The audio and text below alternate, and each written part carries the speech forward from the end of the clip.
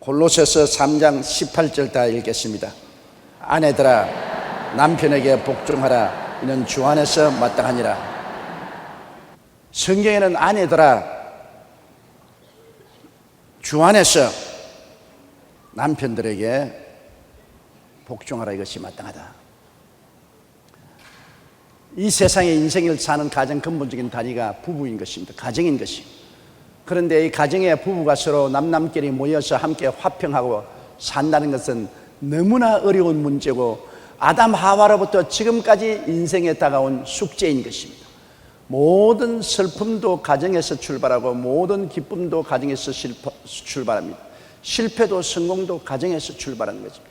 어떻게 부부간에 만나서 잘 화목하게 사느냐, 이것은 굉장한 수수께끼고 굉장한 힘이 드는 것입니다. 그러나 여기에서 성경적인 기반을 우리가 확실히 알아야 될 것은, 가정에는 남자와 여자가 모여서 한 가정을 이루는데 남녀 간에 차별을 두어서는 안 된다는 것을 확실히 알아야 되는 것입니다. 남자가 우위냐 여자가 우위냐 그런 것 말하는 것은 어리석은 일인 것입니다. 왜냐하면 하나님이 아담과 하와를 지었을 때 아담을 먼저 짓기는 했지만은 아담에게서 하와를 만들 때 뼈를 머릿속에서 머리뼈를 꺾어서 하와를 만들었다면 여자가 우위죠. 머리는 위에 있으니까. 그러나 또 아담의 발가락을 잘라가지고서 여자를 만들었다면 남자가 우위죠. 왜? 여자는 발가락 같은 존재가 되고 말 것입니다. 그런데 하나님이 아담의 옆구리 갈비뼈를 취했습니다. 옆구리는 나란히 동등하다, 그 말인 것입니다. 머리도 아니고 발도 아니고 옆구리 동등하다. 벌써 하나님이 인생을 지으실 때 아맘리에 주신 강력한 메시지는 남녀 평등이라는 것입니다. 남자와 여자는 평등하다. 다 같이 하나님의 형상과 모양대로 지음을 받았고 하나님의 사랑받는 존재인 것입니다. 그러므로 여기에서 남자가 우월하다, 여자가 열등하다, 이러한 사상은 전혀 버려야 됩니다. 그러므로 남자가 낫다, 여자가 낫다, 그런 것 없어요. 그러면 왜 그런 것이 사회 속에 펼쳐지게 되느냐? 그것은 여러분, 자연적으로 수렵 시대는 짐승을 잡지 않아요. 남자는 체력이 강인하기 때문에 짐승을 잡는데 따라다니면서 노루도 잡고 꽁도 잡고 토끼도 잡아서, 여자들은 집에서 그것을 요리하고 자녀들을 돌보기 때문에 자연적으로 남자의 육체가 여자보다 강합니다. 힘이 세니까. 그러므로 육체적인 힘이 우월하기 때문에 여자보다 더 많이 짐승도 잡을 수 있고 가정생활을 이끌어 나갈 수 있으므로 우월감을 가졌습니다. 힘을 가지고서. 그 다음에 농경시대가 오니까 이제는 밭을 갈아야 되지 않습니까? 그리고 무거운 지게를 걸머쥐어야 되고 나무를 해야 되는데 남자가 여자보다 장골이고, 그러니까 더 많이 밭도 일굴 수가 있고 갈 수가 있고 혹시 또 걸머질 수 있고 나무도 해올 수 있으니까 여자보다도 수확을 많이 거두어들이므로 경제적으로 여자보다 더 힘이 있단 말입니다.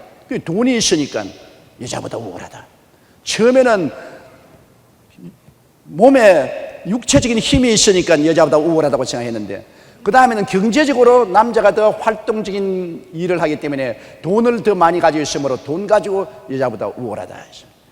자연히 경제적으로 돈이 많으니까 남자들이 남자를 선호하게 되는 것입니다. 남자가 있으면 돈이 많이 생긴다. 그래서 교육을 많이 시켰어요. 그러므로 사회적으로 점점 이제는 산업화 시대가 다가오자 남자들이 가정에서 아들들에게 편중하게 교육을 시켰습니다. 딸보다도 아들이 더 많이 수입을 벌어올 때는 아들들에게 교육을 많이 시키고 지적으로 남자가 우월했습니다. 그래서 전통적인 사회에서 별 도리 없이 사냥할 때는 육체적인 힘이 있어서 여자보다 강하다고 생각했고, 그 다음 농경화 시대는 여자보다도 더 많이 수입을 많이 올려서 돈이 많으니까 우월하다고 생각했고, 산업화 시대에는 이제 공장에서 기계를 돌리고 이 수입도 하고 수출도 하고 하는 일이 있어서 이 머리가 좋아야 되는데 육체의 힘과 함께 머리가 좋은 아들이 선호가 돼서 아들 교육을 많이 시킴으로 지적으로 남자가 우월하게 되었습니다. 이게 사회가 그렇게 만들어 놓은 것입니다. 하나님이 그렇게 만드는 것이 아닙니다. 그런데 이제 와서 그것이 다 까꿀로 되고 마는 것입니다. 왜냐? 오늘날 시대는 육체의 힘을 가지고 사는 시대가 아닙니다. 이제는 농경시대로 인간의 힘을 가지고서 농사를 짓는 시대가 아닙니다. 이제는 남자만 교육받아서 주적으로 우월하게 된 시대가 아닙니다. 요사의 시대는 지식사회요 전자사회입니다. IT 사회니까. 요사에는 무엇인지 힘으로 그냥 인간적인 파워로서 하는 것이 아니라 모든 것이 이제는 손가락까지 하는 것입니다. 아니, 여자들도 이제는 농사 짓는 것은 남자와 똑같이 할 수 있어요. 트랙터 운전하니까 기계가 농사 짓지요. 트랙터 운전해가지고서 기계로가 모두 심고 트랙터를 가지고 수확도 하고 탈곡도 하니까 뭐 남자가 여자보다 힘이 있다고 자랑할까? 안 보는 것은 힘은 기계가 가지고 있지 사람이 가지고 있지 않습니다. 그리고 건축 현장에도 높은 크레인이 올라가서 건축자재 올려서 짓는 것도 여자들이 크레인 위에 올라가서 크레인 조종 다 합니다.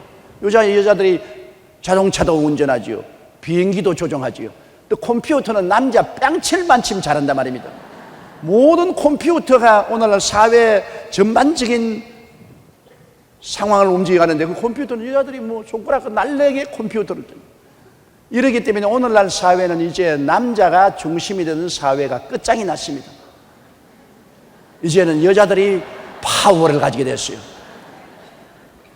이래서 직장도 남자보다 못할 리도 없고 교육도 남자보다 못 받을 리도 없고 돈도 남자보다 적게 가질 리도 없고 뭐 사업도 남자보다 못할 일이 없고 이제는 남자가 큰 소리 하다가는 한 길로 왔다가 7길로 도망칠 때가 왔습니다.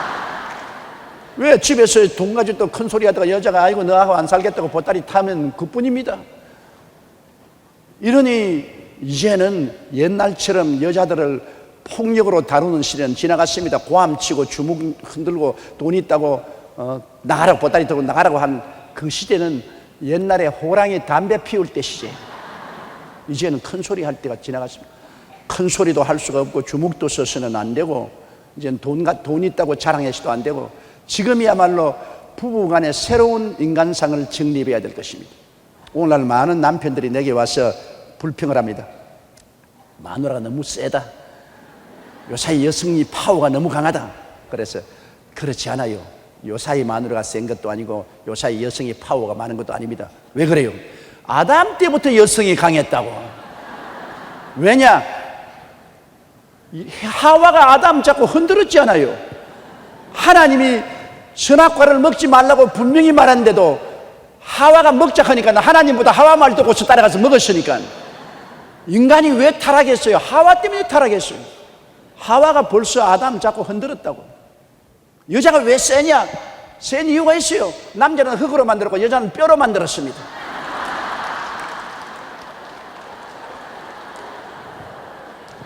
남자는 흙을 취해서 하나님 만드는데 그 여자는 남자의 뼈를 취해서 만들었으니 뼈가 흙보다 얼마나 단단합니까? 그러므로 남성 동지 여러분 여자하고 부딪히지 마세요. 부러진다고. 흙이 뼈에 부딪히면 난도질이 난다고. 그러기 때문에 이제는 남성이 우월이다 여성이 우월하다 그런 시대는 지나갔고 남녀 동등입니다. 하나님 앞에 동등이고 이제는 사회적으로 동등입니다. 그러면 남녀 간에 동등이지만은 그러나 어떠한 단체를 이루기 위해서는 조직은 지켜야 되는 것입니다. 조직과 질서는 지켜야 돼요. 똑같이 다 리더가 되겠다면 따라오는 사람 누가 있습니까? 어떠한 단체를 이끌어 가더라도 조직이 있어서 리더가 있고 참모들이 있고 따라가는 사람이 있고 그런 것이 있는 것입니다. 그러므로 가정의 단위란 뭐냐? 남편을 머리로 삼고 여자를 수족으로 삼고 그러고 사는 것입니다. 그러면 머리가 더 훌륭하나요? 머리는 대표하는 직위가 있지 훌륭해서 머리가 된 건 아닙니다. 아무리 목 하나만 떼놓고 니 혼자 살아가면 목이 댕글댕글 돌아다닙니까? 목이 아무리 해도 팔이 있어야 모든 것을 취할 수 있고 다리가 있어야 걸어다닐 수 있죠. 그리고 팔다리는 아이고 목 얹어놓고 다니니까 귀찮다 떼버리라 하면 컴퓨터 없는 기계는 움직이지 못해요. 머리가 지시를 해줘야 팔다리가 움직이죠. 그러므로 서로 어찌할 수 없는 하나의 조직체로서 유기적인 관계를 맺고 살기 위해서 그 위치가 다르지 권력이 다른 것이 아닙니다. 위치만 다를 따름인 것입니다. 그러므로 남편은 한 가정의 머리가 되고 리더가 되고 아내는 그 뒤를 받들어주는 수욕이 되는 것입니다. 가정이란 한 수레를 이끌어 나갈 때 둘이가 다 앞서 끌 수는 없잖아요. 남편이 끌고 아내는 뒤에서 밀어주는 이런 지위가 다릅니다. 위치가 다르지 인격적인 차이가 있거나 인권적인 차이가 있는 것은 절대로 아닙니다. 그러므로 우리 성경 말씀에 남녀는 동등하게 지음을 받았으며 동등한 인권을 가지고 있고 동등한 DNA를 가지고 있으나 한 가정을 이룰 때는 아내는 남편의 머리가 되어서 리더십을 발휘해서 이끌어가고 아내는 복종하여 따라가야 됩니다. 이끌어가는 사람하고 따라가는 사람이 있어야 한 단체가 이루어지는 것입니다. 물론 남편이 이끌기 전에 충분히 의논해서 어느 광장으로 갈 것을 동일 의논을 해서 합의를 하고 이끌어가야지 지멋대로 이끌어가는데 뒤에서 밀어주지는 않잖아요. 누구나 요사이 사회에 마누라 허락 안 받고 이끌어가다가는 박살난다고 그냥 뒤에서 나 안 밀어주니까 네 혼자 이끌어 가거라. 혼자 어떻게 이끌어 갑니까? 아내가 뒤에 밀어줘야지. 그러므로 둘이가 충분히 서로 의논해서 대화와 타협을 통해서 그래서 갈 방향을 함께 결정을 해놓고 난 다음에 이끌어가는 것입니다. 여러분, 일본 사람하고 한국 사람의 다른 점이 있어요. 제가 일본에서 10년 동안 선교를 했기 때문에 잘 아는데 일본에서는 무슨 일을 계획할 때는 위원회가 모이는데 아침에서 저녁까지 토론합니다. 모든 사람이 이야기를 다 해요. 다 하고 했던 말 또 하고 했던 말 또 하고 했던 말 또 하고 그러고 난 다음에 또 점심 먹자 먹고 난 다음에 또 모여서 또 했던 말 또 하고 했던 말 또 하고 했던 말 또 하고 그러니까 나중에는 전부 다 지쳐가지고서 이견이 하나로 뭉쳐져요. 나중에 할 말 다 하고 난 다음 이견이 하나로 뭉쳐져 나와가 그 다음에 결정하면 일사불란하게 그 길로 나갑니다. 그게 우리 한국 사람들입니다. 한국 사람 책 모이면 선배나 리더가 이렇게 결정했다 땅땅땅 따라오느라 잔소리하지 마라. 뭐 잔소리하냐. 선배가 시키면 따라오는 것이지 리더가 하면 따라오는 것이지. 뭐 다른 사람 말도 할 여가도 안 주고 의견을 표출할 시간도 안 주고 그냥 리더십을 바라니까 아이고 일본 사람 일주일 동안 앉아서 아이고 웃기네 우리는 1시간 만에 결정해버리는 것을 그랬는데 나중에 일을 시작하고 난 다음에 한국 사람은 뒤에서 쥐어 튼단 말입니다. 일본 사람들은 한번 결정하면 일사적으로 나가는데 한국 사람은 뒤에서 자꾸 쥐어 털고 발 걸고 잔소리하고 안 따르고 모래알처럼 흩어지고 결국에는 일이 성사되지 못하고 중도에서 포기되는 일들이 많습니다. 이러므로 충분히 미리 서로 토의하고 대화해서 아직 그냥 결정이 안 나가던 밥 먹고 또 대화하고 밥 먹고 또 대화하고 부부간에 결정할 때 남편이 마음대로 결정하지 말고 부인하고 대화를 하되 한 달 동안 안 되거든 1년도 하라고요. 어디로 이사 갈 것이냐 사위를 어떤 사람 얻을 것이냐 누구에게 시집을 갈 것이냐 애들 학교를 어디를 보낼 것이냐 무슨 사업을 할 것이냐 이런 것을 남편 혼자 결정해서 여보 당신 따라 그럼 부인이 삐뚤어져 가지고서 입이 이만큼 나와가지고서 마음대로 해 내가 왜 따르기는 왜 따라 너 하는 대로 해봐 그렇게 되면 만사가 안 되잖아요. 뒤에서 뜨거운 마음으로 밀어주고 앞에서 즐거운 마음으로 끌어주면 두 사람이 연합하면 못할 일이 없지 않아요. 성경에도 두 사람이 땅에서 합심하여 구하면 하늘에 계신 아버지가 이루는데 마누라 따로 기도하고 남편 따로 기도하면 하나님 시끄럽다 시끄러워 나 안 들어주겠다 골치가 아프다 그렇게 하실 거 아닙니까? 남녀가 합쳐가지고 기도하면 왔다 너희 합쳤구나 알았어 두 사람이 땅에서 합심하여 구하면 하늘에 계신 아버지가 들어주겠다 했으니 내 들어주마 그렇게 되지 않습니까?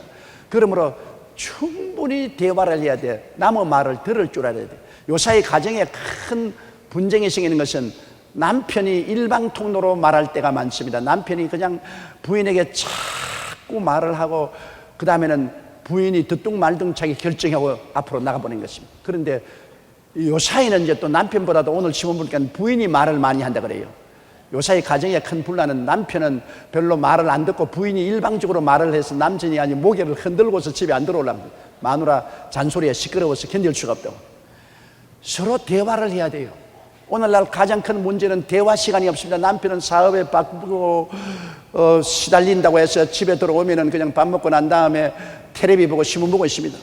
부인이 여보 이야기 좀 하자. 텔레비 좀 봐야지 시끄럽다.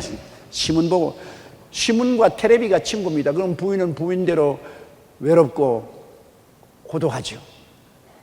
이래서 대화가 안 되죠. 부인도 부인대로 자기 세계를 따로 가지고 있고, 남편은 남편대로 따로 세계, 자식은 자식대로 세계를 따로 가지고 있고, 대화가 안 되니까 점점 거리가 멀어지고 나중에는 오해가 들어오면 분열이 생기는 것입니다. 대화를 많이 해야 되는 것입니다. 많이 만나서 쓸데없는 이야기도 자꾸 들어줘야 돼요. 자기에게는 쓸데없어도 상대는 중요하게 생각하니까, 그러므로 쓸데없는 이야기하는 것도 자꾸 들어야 돼. 들어주고 또 나도 말하고, 그래서 서로 대화를 통해서 수용할 건 수용하고 못할 건 못하고 이해와 동정과 사랑으로 결론에 도착해야 되는 것입니다. 어린아이도 안 가지요, 여러분. 어린애라고 해서 말하면 시끄럽다, 어른들 이야기하는데 무슨 잔소리냐, 가만히 있어, 저 건너방에 가서 텔레비나 봐, 숙제나 해. 그러면 애들이 상처 입지요. 그 상처는 오래 갑니다. 저는 중학교 때 입은 상처가 지금도 마음에 있어요. 중학교 2학년 때 부산 구랑운대에서 야구 시합을 했습니다. 그때 동네 중학하고 부산 상고하고가 어마어마한 라이벌이었었습니다. 우리 대통령 나온 부산 상고 말입니다. 저는 동네 중학교 때 있는데, 그래서 일진일퇴한데 그때 막 굉장한 시합이어서 우리가 그냥 박수를 치고 뛰고 꿀리고 야단내서 구랑운대에서 그날 야구 시합에 동네 중학교가 이겼습니다. 그러니 뭐 내가 얼마나 흥분을 해가지고서 부산 대신동에서 범일동까지 걸어왔다고요. 와가지고 집에 오니까 아버님하고 동리 사람 몇 사람 모여서 이야기하기 있는데 그것도 모르고 뛰어들어서 아버지 오늘 야구 시합에 동네 중학이 이겼다고요. 이겼어. 그러면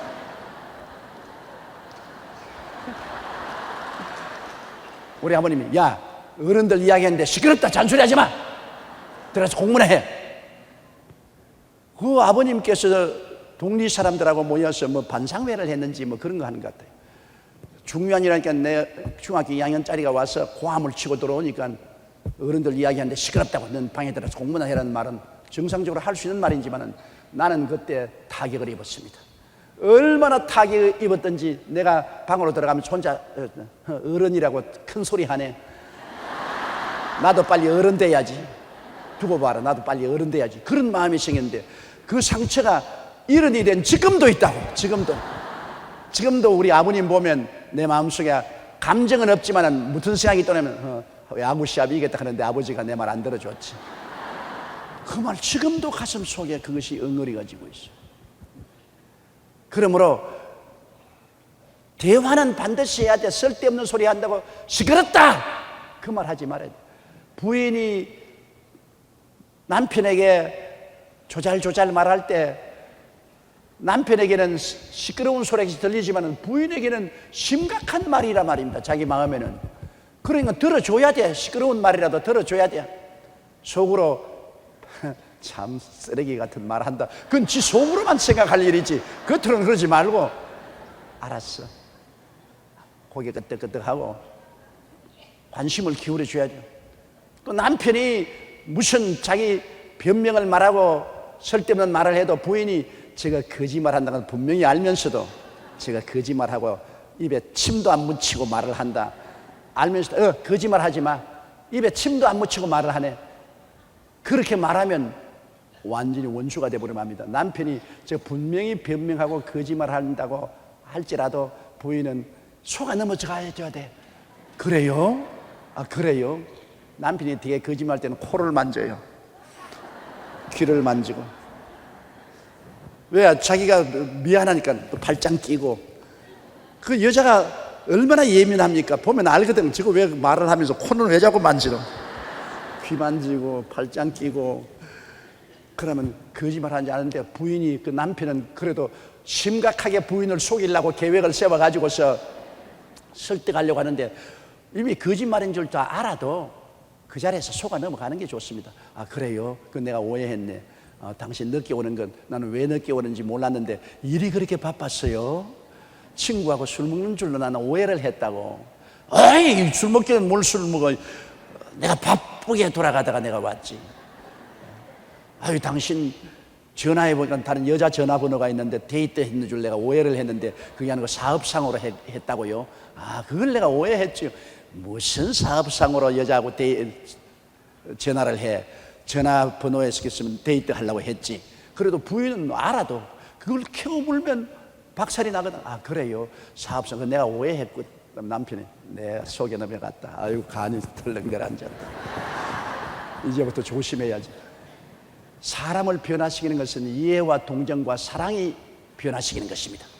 이해와 동정과 사랑, 이것 이외에 절대로 이론으로 해서 싸워서 폭력으로는 절대로 상대를 이기지 못합니다. 말로서 상대를 이기면 영원히 원수가 됩니다. 이기지 말아야 돼. 말로서.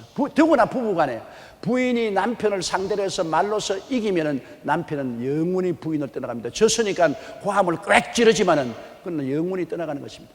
말해서 부인에게 이길 남자가 어디 있어요? 원래는 부인이 어느 신경이 남자보다 훨씬 발달되어 있어서 말은 훨씬 남자보다 잘한다고요. 남편이 아내하고 이야기해서 이기는 남자 열에 한 명도 없어요. 그러면 부인이 말로서 그 남편을 조잘조잘해서 코너에 몰아넣어가지고서 항복을 받았다고 해서 속에 기뻐하지 마십시오. 말로서 남편을 이기면 실제로 영원히 남편을 잃어버리는 것입니다. 네, 남편이 말에 둔하고 논리에 박약하고 속이도 못할 이론을 하더라도 부인이 다 알지요. 여성의 제 육감이라는 것은 너무나 무섭습니다. 다 알고도 아, 그래요? 아, 나 몰랐어요. 알았어요. 하면 그 남편의 마음이 굉장히 감동을 느낀다고. 야, 잘 속아 넘어가는구나. 우리 마누라 원래 천성이 저렇게 좋다고.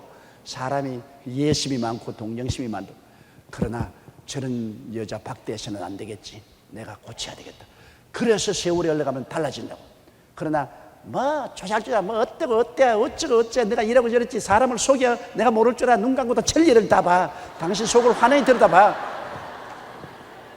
좋다. 네가 천리를 보면 난 말리로 도망치겠다. 말로서 이기지 마세요. 말로서 남편을 굴복시키지도 말고 남편이 말로서 부인을 굴복시키지도 말아야 돼요. 가정에는 이기고 지는 것이 없어요. 남편이 아내를 이기면 찬밥 먹게 되고 아내가 남편을 이기면 빈 월급 봉투 받게 돼요. 이기지 말아야 돼. 서로 이겨 소용이 하나도 없어. 남편도 져주고 여자도 져주고. 결혼하고 난 다음에는 가장 좋은 경쟁이 뭐냐? 져주는 경쟁을 하는 것입니다. 부인도 져주면 져줄수록 내용은 이깁니다. 남편도 부인에게 져주면 져줄수록 이기는 것입니다. 이래야 가정이 화목하게 되죠. 나는 어떤 자매님의 간증을 들었는데 평소에 부부싸움이 아주 심해서 화를 참지 못하고 뜬 눈으로 밤을 새운 부인이 하루 하나님께 기도하다가 마음에 결심을 했습니다. 안 되겠다. 밤낮으로 말을 다투고 싸워서 끝없이 불행을 가져올 수는 없다. 남편하고 화해를 해야 되겠다.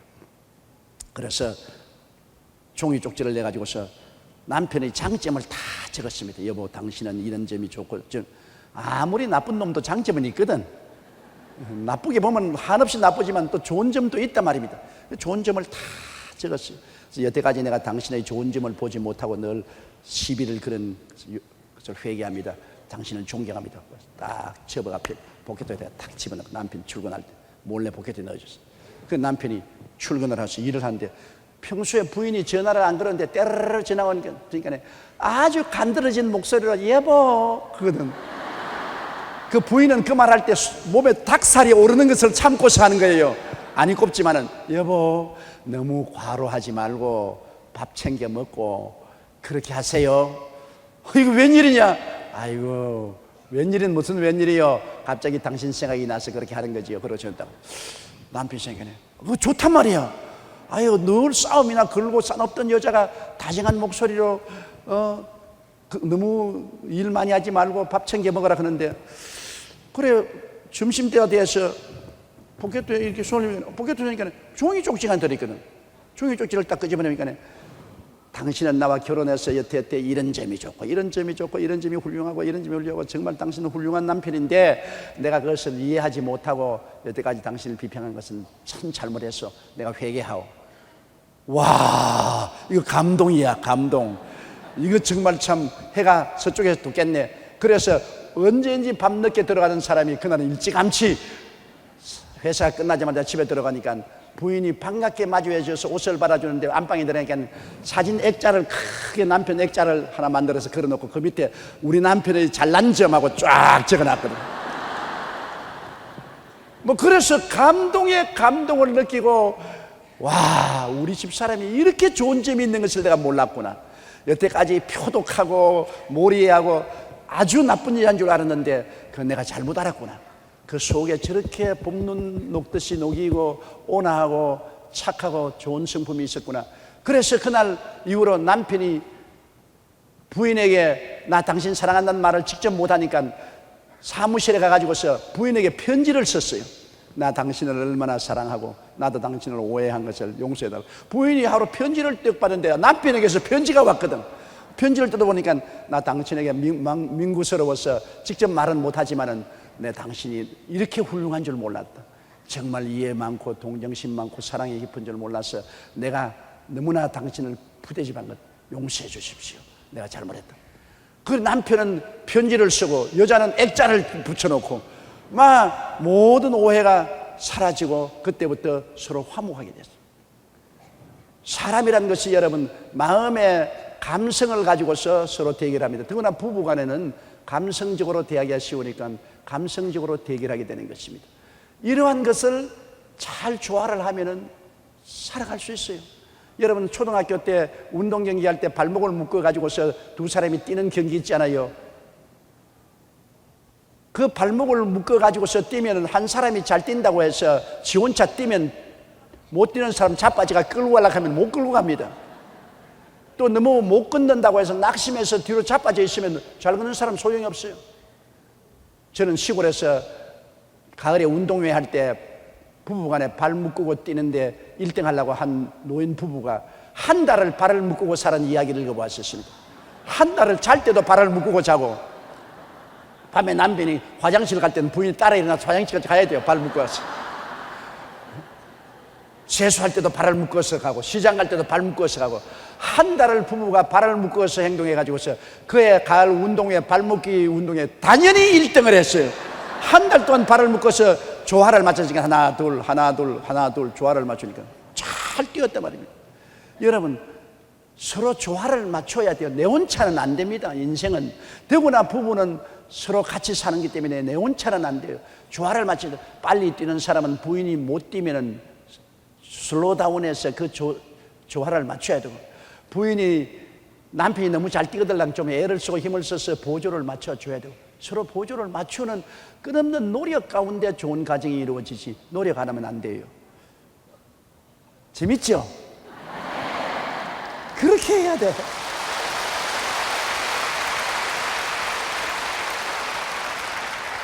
그래서 여기에 남편들아 아내 사랑하며 괴롭게 하지 말라. 이 아내 사랑하지만 사랑은 여러분 아가페 사랑입니다. 헬라어로 사랑은 한국어로는 그냥 사랑이지만은 헬라어에는 아가페 사랑은 하나님의 사랑이고 필레오 사랑은 친구의 사랑이고 에로스 사랑은 부부간의 이성간의 사랑이고 스톨게 사랑은 부모 자식 간의 사랑. 사랑이 4가지 단어가 있어요. 그런데 여기에 남편들아 아내를 사랑하며 하는 것은 사랑이 아가페 사랑입니다. 하나님의 사랑으로 사랑하라. 여러분 하나님의 사랑은 뭡니까? 우리를 정죄하지 아니하고 비평하지 아니하고 판단하지 않고 죄를 지었음에도 불구하고 못났음에도 불구하고 빈손들었음에도 불구하고 무조건 사랑해 주는 것이 하나님의 사랑인 것입니다. 남편들이 아내 사랑할 때 아가페 사랑으로 사랑하라. 요사이 에로스 사랑으로 육적인 부부간의 사랑으로 하면은 이기주의적 자기 욕심만 채우는 사랑은 그건 사랑이 아닙니다. 아가페 사랑, 하나님이 인생을 사랑하는 그 사랑으로 아내를 사랑하라. 엄청난 주문을 하나님이 한 것입니다. 그러므로 아내가 죄를 지었음에도 불구하고 못났음에도 불구하고 부족함에도 불구하고 빈손 들었음에도 불구하고 무조건 사랑하라. 그리고 괴롭히지 말라. 여러분 괴롭히는 것은 율법주의적인 남편이 되면 괴롭힙니다. 율법주의적이면 잔소리가 많잖아요. 너 왜 이렇게 했느냐, 부엌에 들어가서 행주 들고서 왜 행주는 빨아서 넣지 않고 이렇게 그대로 내놓았느냐, 밥그릇은 왜 씻어서 가지런히 놓지 않고 이렇게 흩어 놓았느냐, 이부자리는 왜 이렇게 했냐, 벽에는 있을 갖다 놓아야지, 아유 이 집안에서 책상은 책상대로 있을 거야. 잔소리가 너무 많습니다. 율법주의자는 자꾸 남의 결점을 바라봅니다. 남을 벗기고 핥히고 먹칠하고 짓밟습니다. 아내를 괴롭힌다는 것은 남편이 율법주의자가 되기 때문에 괴롭히는 것입니다. 자꾸 자기의 율법적인 판단으로 이웃을 판단하는 것입니다. 그런데 율법주의가 되지 말고 사랑의 눈으로 보게 되면 다 용납하는 것입니다. 저러니까 다 인생이 그렇지 않느냐? 같이 이해하고 동정하고 인내하고 살아야 되겠다. 마음을 너그럽게 먹고서 사랑을 가지고 괴롭게 하지 말아야 됩니다. 사람이 괴로움도 하루 이틀이 아니고 계속해서 자꾸 괴롭히면 안 돼요. 남편도 부인을 율법적으로 보지 말고 부인도 남편을 율법적으로 보아서 괴롭히지 마십시오. 말로서 괴롭힌다는 거예요. 잔소리해서 괴롭히고 자꾸 바가지 끌어서 괴롭히면 사람이 괴로우니까 떠나가지요. 편안한 데는 왜 떠나겠습니까? 독수리가 새끼를 키워서 둥지를 다 어지럽게 하고 가시둥지를 만드는 것은 둥지를 떠나가 날아가기 위해서 괴롭히는 것입니다. 가정이 푹신푹신해야지 가시둥지가 되면은 여러분 가정에 있을 수가 없어요. 그 가시둥지가 뭡니까? 말이 가시가 되는 것입니다. 말이 가시가 돼요. 인생은 대화를 말로 하지 않습니까? 남편이 부인에게 가정을 가시둥지로 만들고 부인이 남편을 가시둥지로 만들면 안 돼요. 더구나 목회자들은 교회를 개척할 때는 부부간에 단합이 돼야 됩니다. 부부간에 힘차게 단합이 되는데 남편 따로 놀고 부인 따로 놀면 개척 안 돼요. 개척할 때는 남편은 앞에서 밀어주고 부인은 기도로서 밀어주고 도와주고 합쳐야 되는데 그것이 여러분 하나님의 사명이니까 해야지, 그거 안 됩니다. 부인이 감동을 해서 남편을 밀어주게 하려면 남편이 부인을 사랑해야 돼요. 어려울수록 부인을 개척하는 목사님은 부인을 사랑하고 위로해야죠. 그럼 코가 싱끓여서 내가 굶고 헐벗고 굶주려도 이런 남편 어디서 만나겠노? 이런 남편을 위해서 내가 죽도록 기도하고 뒤를 밀어야지. 그런 감동을 시켜야지. 인생은 감동으로 사는 것이 인생이지 논리로 사는 것이 아닙니다. 논리로 너도 주의 종하고 시집 올 때는 고생할 것 알고 각오하고 왔지 않느냐? 너도 사명을 가졌으니 나에게 복종하고 나를 밀어라. 그건 이론이지. 인간은 이론으로 살지 않습니다. 인간은 감동으로 사는 것입니다. 마음의 감격으로 살아요. 정말 주의 종으로 부름받고 와서도 너무나 괴롭다. 내 그냥 목사에게 시집 온 걸 후회를 12번도 또 한다. 내 손 내 눈깔 찔렀지. 내가 뭐 혼자서 그렇게 중얼거린다고. 혼자서 너무나 경제적으로 어렵고 생활이 고통스럽고 남편은 개척한다고 바빠가지고서 새벽 기도에 철야 기도에 신방에 돌아다니면서 자기의 괴로움은 봐주지도 아니하고, 그렇지 않아요. 또 자식은 자식대로 교육하면 화해도 시켜야지요. 학교에서 부담금도 내라 그러지요. 또 책도 사달라 그러지요. 컴퓨터도 사달라 그러지요. 괴로움은 혼자 당하고. 그런 부인의 사정을 알고 남편이 감동을 시켜야 돼요. 아주 꾀지도록 사랑을 해줘야 돼요. 그냥 사랑을 꾀지도록 사랑을 해줘야 돼요. 그냥 많이 포옹도 해주고 뽀뽀도 많이 해주고 쓰다듬어주고 등을 두들겨주기도 하고 고맙다고. 신방 가서 맛있는 떡이 나오거든. 그거 손수건에 사가지고서 그거 먹어서 알지만 여보 내가 신방 가니까 떡이 너무 맛있더라. 내가 당신 생각이 나서 목이 메어 먹을 수가 없더라고. 가져와서 부인은 그거 안 먹어도 요사이 그 떡 하나 먹었으면 무슨 효과가 있어요. 그러나 감동을 합니다. 이야, 나를 생각하고 이런 떡이라도 하나 갖다 왔구나. 감동이 돼요. 그러면 아유, 이 남편 위해서 내가 죽도록 희생하는 것은 보람이 있다. 가치. 인간은 보람으로 사는 것입니다. 그 보람은 감동이 와야 보람이 있는 것입니다. 아무 감동도 안 오는데 의무만 가지고서 열심히 하라고 한다고 해서 의무만 가지고 안 되는 거지. 마음에 감동되지. 부인들이 대개 남편이 설교를 잘하는 데서 칭찬을 안 해요. 참 너무나 원통하고도 안타까운 일입니다. 부인이 설교하는데 요사이 초년병 개척 교회 전도사 목사가 무슨 설교를 잘하겠어. 앞으로 장목에 발전해야지. 그런데 우리 교회에서 같이 자란 부인이 왜 당신은 조 목사처럼 설교 못해? 당신 설교 들으면 졸음이 와. 나는 당신 좀 설교 잘하기를 원해.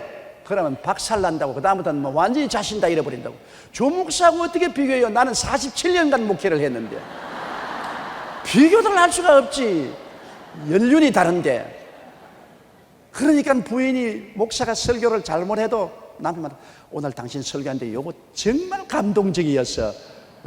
한 구절 감동적인, 요 굉장히 내 마음이 찡해. 내 은혜 받았어. 옆에 있는 교인들도 보니까 은혜 받는 것 같더라고. 고개를 끄덕끄덕 하더라고. 당신 소질 있어. 그러면 이야, 내가 설교를 잘했구나. 감동이 얼마나 무슨지 압니까? 내 제자 중에 한 사람이 동대문에서 교회 개척을 하는데 부인이 항상 바가지를 들었어. 당신 설교 못한다고. 당신 설교 못해서 교회가 안 늘고 설교를 못하기 때문에 졸음이 오고. 그래서 이 사람이 낙심천만인데 하루 내가 9시 예배를 드리고서 3부 예배 올라오기 전에 오는데 이놈이 교회 예배를 안 보고 동대문에서 여기까지 왔더라고요. 그래서 아니 너 오늘 예배를 안 드리고 왜 왔니까 예배 중간 사이에 뛰어왔다고. 왜 그러니까 내가 오늘 일부 설교를 했는데 우리 마누라가 내 설교에 감동을 입었다 그래요. 내가 너무 기뻐서 목사님께 보고하러 왔습니다.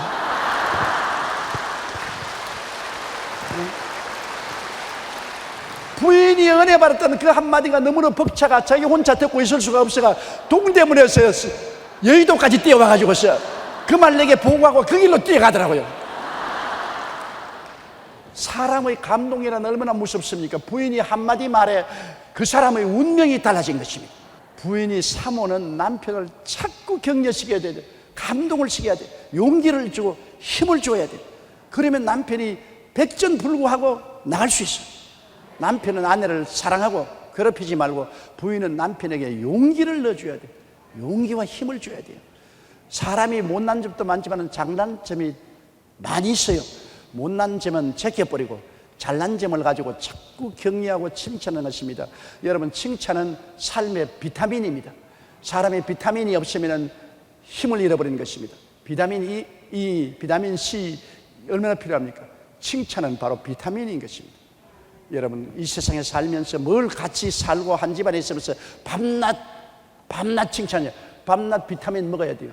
여러분, 채소 안 먹으면 비타민 C를 안 먹으면 죽어요. 비타민 E를 안 먹으면 늙어버려요. 밥은 늘 먹지 않아요. 늘 먹는 밥에 특별히 밥, 채소, 영양분 가릴 거 뭐 있나? 아무거나 돼지처럼 먹어라. 그러면 병들고 늙고 죽는 거예요. 같이 살고 있으면서도 늘 이 말을 맞대고 서로 알면서도 불구하고 비타민을 공급해야 돼요. 늘 칭찬해야 되고 늘 격려해 주는 여러분 되시기를 주님으로 축원합니다.